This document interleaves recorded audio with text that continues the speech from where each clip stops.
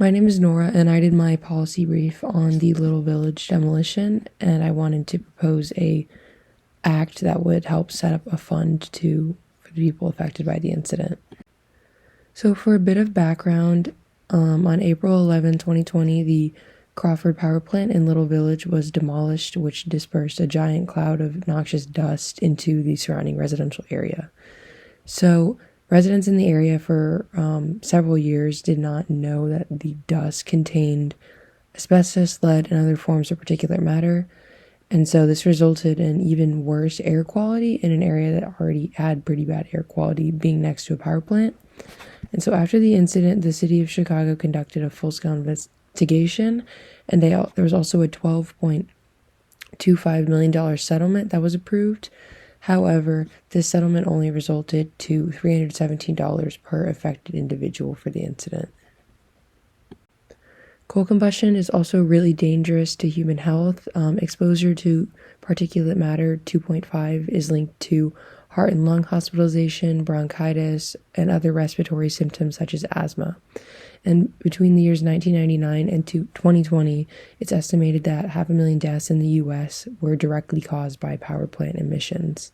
Specifically, the Crawford plant in Little Village is connected to 41 deaths, 550 hospital visits, and over 2,800 asthma attacks in the years that it was operating. So the Crawford power plant is closed and no longer operating. However, there still are power plants that are operating in the city of Chicago.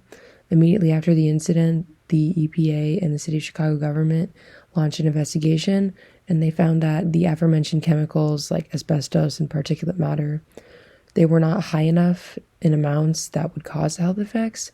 However, even prior to the demolition, citizens in the area had been experiencing adverse health effects for years.